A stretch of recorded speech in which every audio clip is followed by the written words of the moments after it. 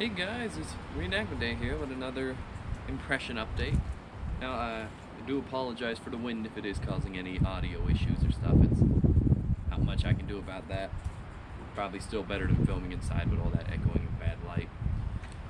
So, as you can see, I'm doing, like I said, I don't know if I said it in the previous video, but I'm doing an update to my Grenadier impression. It has improved quite a lot, gotten a lot of new items for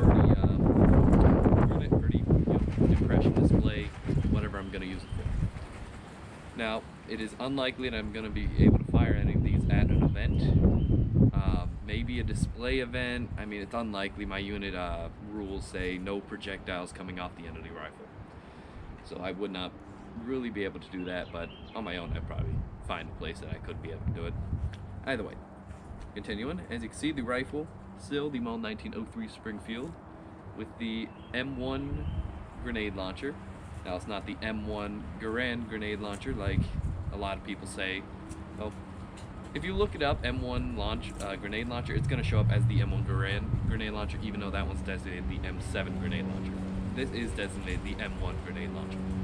So we got the M1 grenade launcher, the 1903 Springfield, and the rubber recoil butt pad right here to help dampen the blow of firing a grenade off the rifle. It does kick quite a bit, I've heard. I haven't done it yet. Also, this butt plate is for protecting the stock of the rifle if you decide to set it down somewhere and launch it off somewhere, like implanting it in the ground and firing or something like that. If it's on a hard surface, this will make sure the stock that you have won't crack or anything. And if I'm gonna use it, I'll probably keep it on there just because this was an expensive stock. I don't want to damage it. Alright, but you see all that. Now, moving on to the GP bag. Now, everything would be stored in a general purpose bag right here. And this bag could hold, I think it was like 5 grenades outside of the container. And now, like without the containers, it could hold a lot more. We'll just start to go over some of them right now.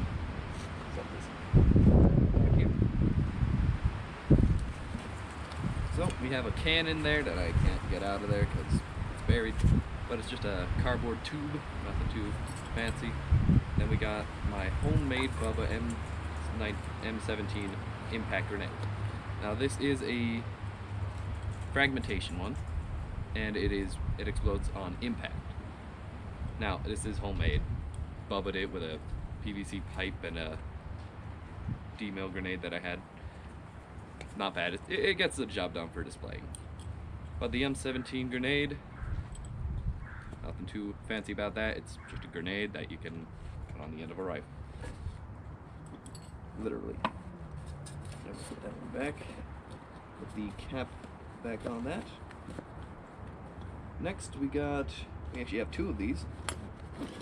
We have the M9A1 anti-tank grenade right here. Now this, I've heard, actually worked surprisingly well, and what it would do is it would impact kind of with all the heat and stuff, drill a hole in the tank and spew all the hot gas into the tank. So it's not what you would want if you're in a tank.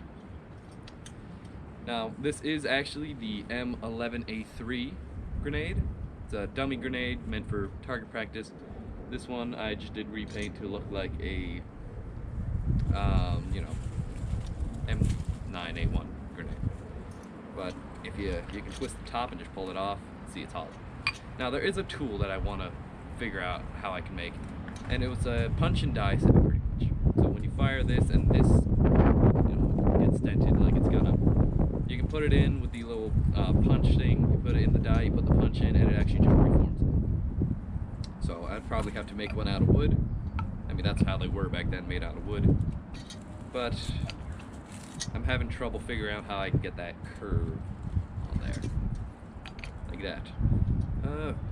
Pop that back on, twist it on. And these things are just real nice. You can twist, you can just disassemble them all the way, and it's pretty interesting. So this is the M9A1. This is what it would look like. And the M11A3 one would be this black color and have, just M11A3 painted on two of these right here. Very nice. And I will show you how they work. This one, I had a problem with it. This was going to be my main one, but I had a problem with it. Where the launcher goes in, it's a little oblate, it's misshapen a little bit. I tried to straighten it, but I couldn't. So it has trouble going. It goes on the launcher, but very tight.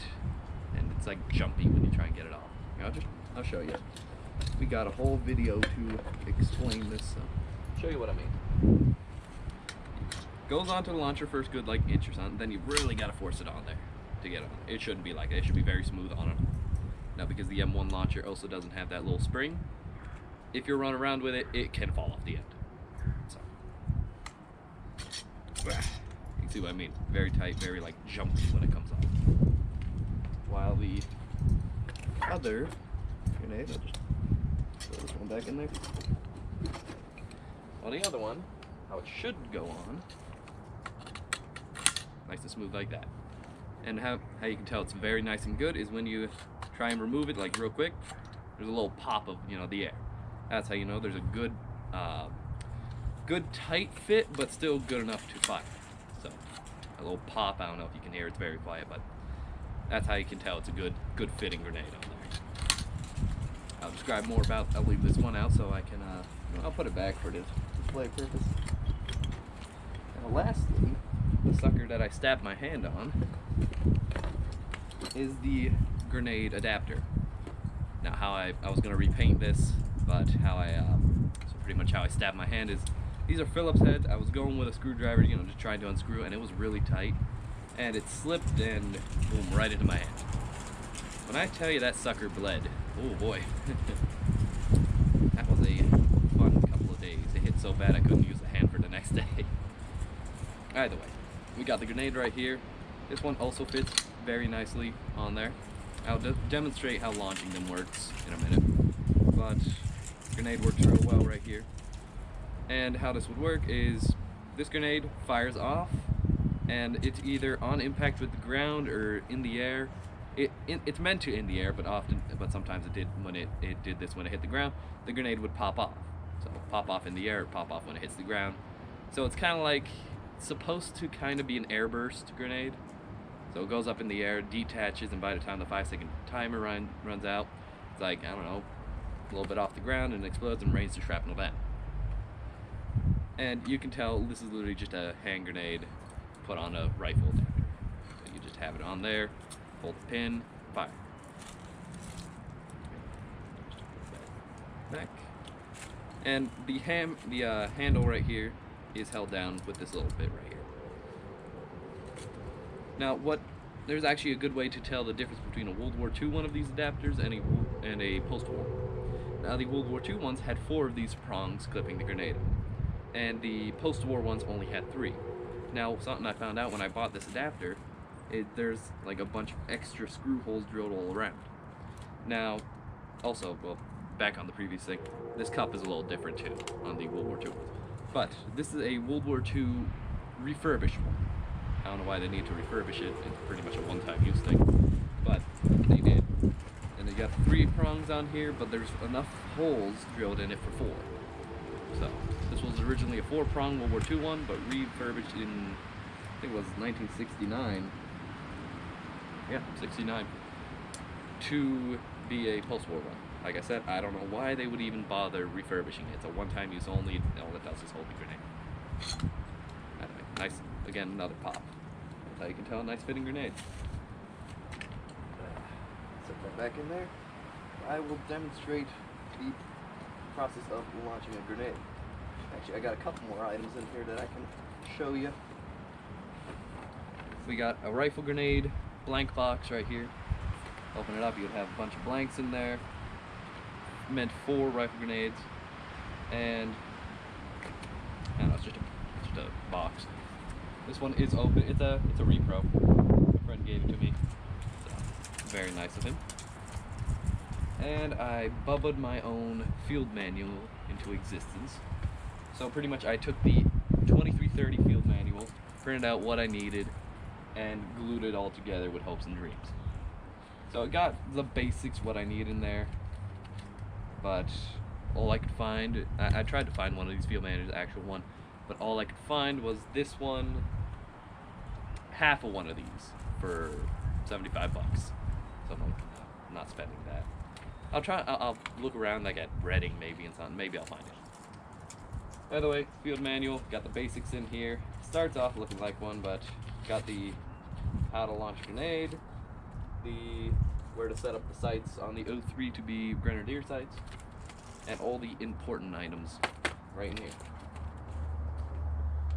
Put that sucker back in the bag. GP bag is very nice for storing all this stuff. I bet if I did get rid of the tube, I could fit like 2 more grenades in place of it. It just takes up so much space in there.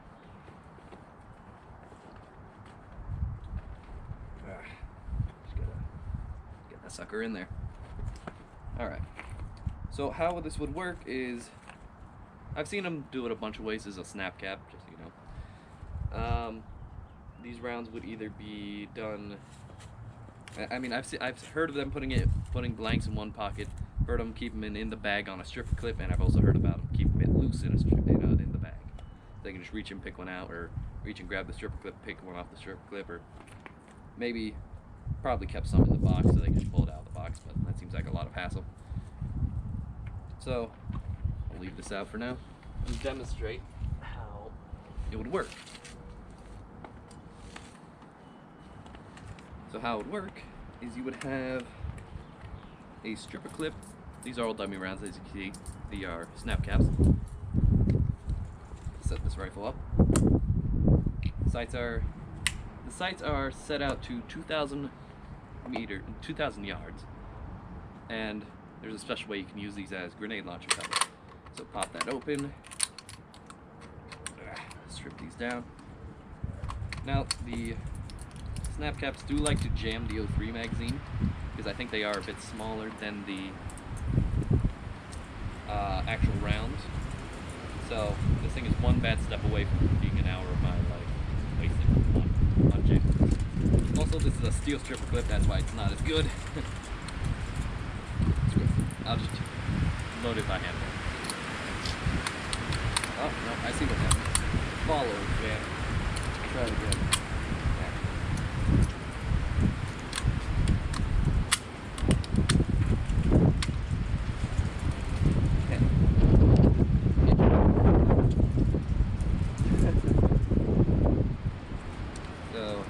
Probably just have to dig that out with a screwdriver.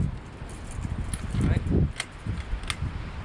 So how it would work is you would turn the magazine off. That's why the O3 has that magazine off. You take the one blank. Well, actually, what you want to do first is set this on the ground. Pull out whatever grenade you want. Pick the M11. Set this sucker onto the launcher. You would pull the pin that would be on it. Lift it up. Put the blank in. Goes the chamber on the blank, and then you could use the sight as grenade sights. So right there, that would be 25, and there would be about, what was it, 30, 35, and right there, that would be 50, then set it right there, 75. So that's how it works. Now there's another way that they could do it. They would put little tape markings on their sling, so they could set it on the ground, step wherever they need on the sling, and they would know exactly what, or roughly what distance it would be at. You'd be down like this, you step on it, see what it is on. You could also set this like you take the cover behind a wall, set it on the wall just to kind of save some space on you. Save the life of your shoulder pretty much, and then set it up just like that. Now to demonstrate it again, get the grenade adapter, take the grenade, set it on there, put the round in the chamber, close it, hold the pin, and then you would bang, fire. And that would send this grenade up and going. Or you could set it like that, and like that again. By the way, put the pin back in this thing. That would be the Grenadier setup. Anyway, this pin's been used a bunch. I gotta bend it back straight, so we'll just roughly set it in there for now. Good enough. That was a good pop. Alrighty. So that is about going to cover it for the Grenadier impression. Got the WWII launcher, all the grenades, all the fancy doodads and all that. And that would set this all up. But as you can see, other than that, all standard gear. Well, that's going to cover it for this video. Thank you for watching. Hope you enjoyed. Please like and subscribe for more content like this. Probably going to be running this impression at a lot of the events I go to. It's a very nice, you know, just cool thing to see. You always, like Grenadiers, you always see like or M7 Grenadiers. But the WWII ones are pretty rare, so that's why I'd kind of want to run it. But there are also just some events that I'm going to want to run my M1 Grand at, because it's grand, it's cool, it's fun. But I'll run these at a couple events. So, that is it. Thank you for watching, and I will see you guys later.